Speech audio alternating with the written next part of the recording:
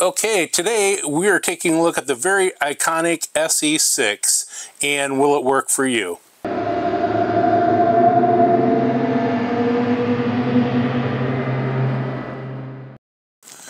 This is a knife I've had for a few years.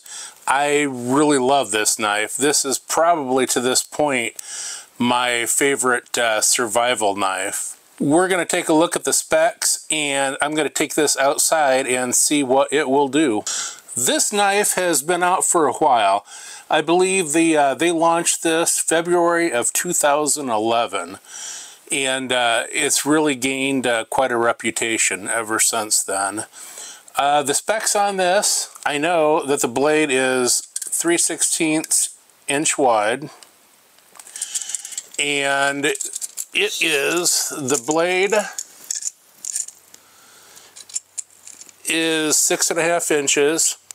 The overall length on this is about 11 3/4. The handle, you have almost 5 inches of handle, and this is the newly designed handle.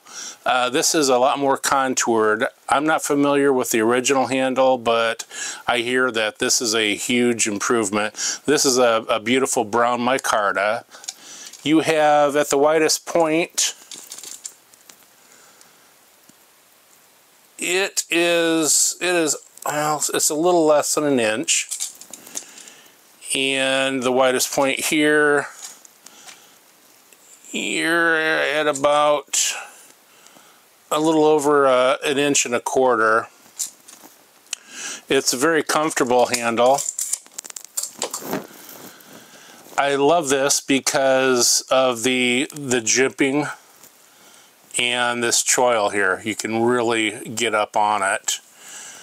It's full tang. It's 1095 steel, and 1095. A lot of knife makers use 1095. It is very durable. The sharpening of it is very easily done in the field. It can be, it's a little more brittle than some super steels, but the problem with some of the super steels is that they're very hard to sharpen in the field. Okay, I'm going to take this outside, play a little music for you, and we'll see what it will do.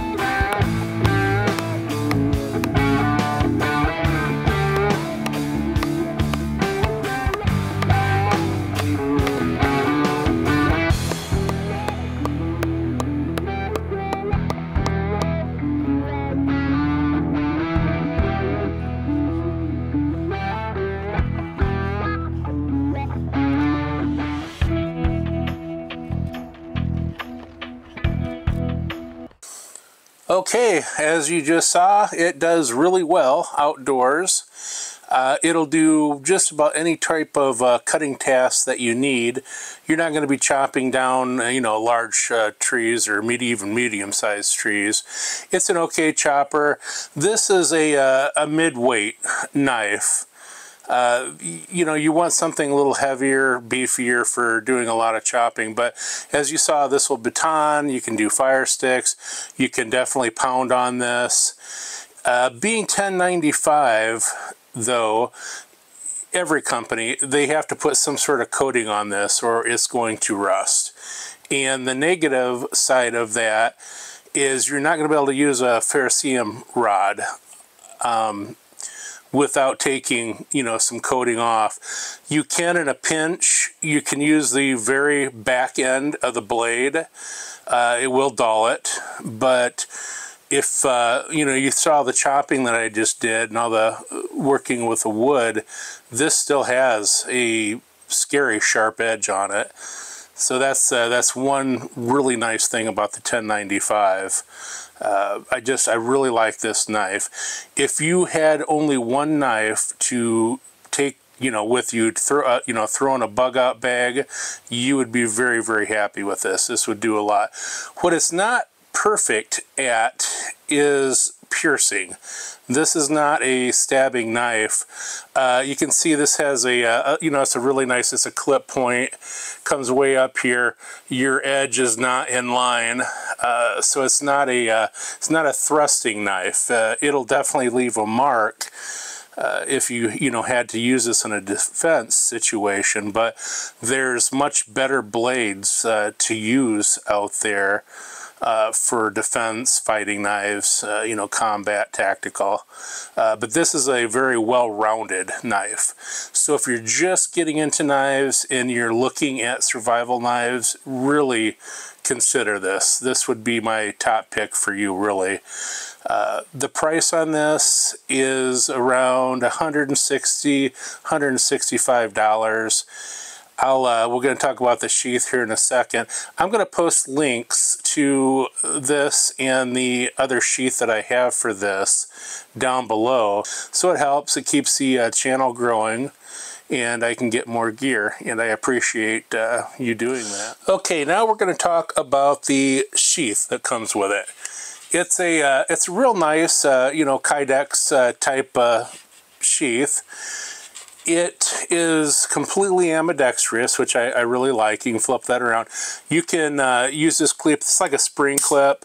You can use this in a molly, so you could attach it to your backpack, your vest, whatever you want. I really like it, but and it also it fits in there real nice. Pops out. It's not real tight, but it secures the knife. You'd have no problem at all carrying this upside down in a vest or even a backpack. And of course you have a nice little cordage here where you can actually tie it off. If you want to, you know, put it on a belt, of course this can go around your leg. There's a lot of different mounting points to this. I don't like when I'm carrying it on a belt, I don't like it right against my body. So I kind of like the dangler pouches. So I'll also put a link down for this. This is a nice, this Kydura, it's a sheath just for this knife. And I think you could put the 5 on here too, the Esee 5. What's cool about this is, and I'll mount this here after this video, but it comes with hardware. You mount the Kydex right to this, which is great. So you have really the you know, the best of both worlds with this.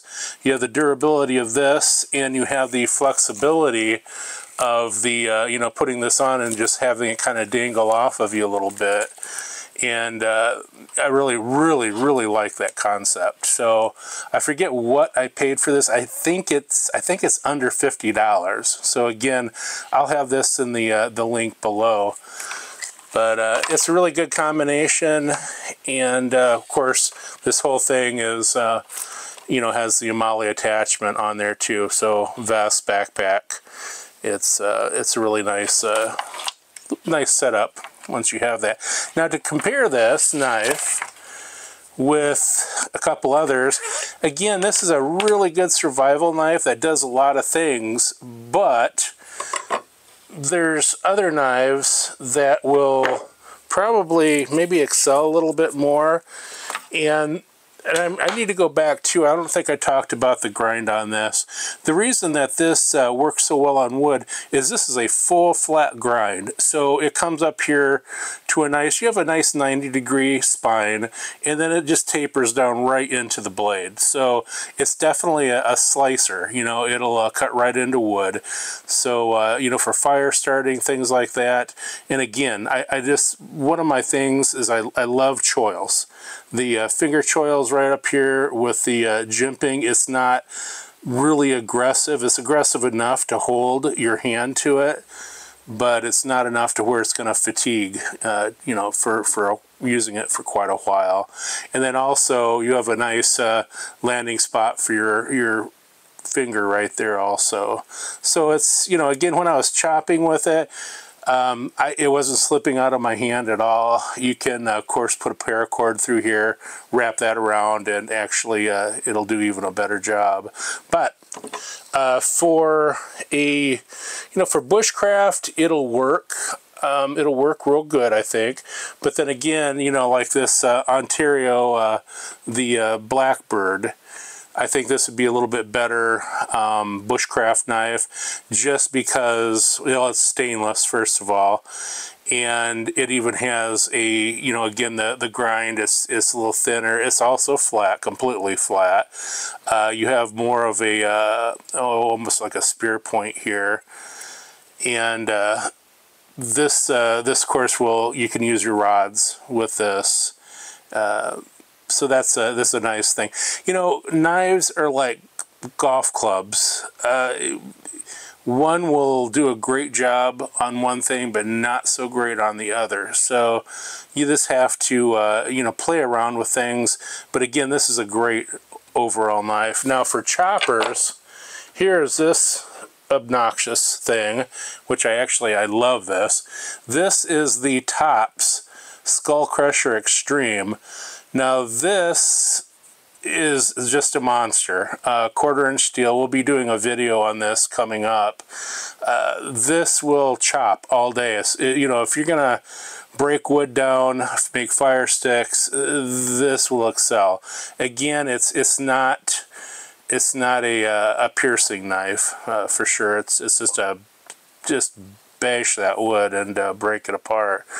So it's a cool knife. It's probably twice the, you know, the weight. This is 12 ounces, the knife alone, and this is again, this is probably twice the weight. So this is something that you're not going to want to, you know, just throw on your belt and carry into the bush. You know, could, but it's going to be a lot of extra weight. We'll talk about this knife later on. Get this stuff out of the way. So, in conclusion, this is a phenomenal knife. I can't find anything wrong with it. There's, you know, I'm still in the search for that perfect knife that'll do, you know, almost everything. I just ordered one today, and I'll have it in. We'll do a review on that. It'd be nice to have more of a fighting knife that can do really well with wood. And I know there's knives out there. But at this point, this is the best survival knife that I have. Please hit like and subscribe if you like what you see here. I enjoy doing the testing of these knives. You know, I'm not a knife expert, and I hope I don't come across that way, because I love getting these knives, and I'm learning with you, because every time I do a review, I can research the steel, the geometry of these knives, and I learn more and more. So I'm sure you know, people call me out on some of the mistakes I do, and I'm glad that they do. But every review I do, just learn more and get a little bit better at this. I appreciate you watching. Please stay ready and stay sharp.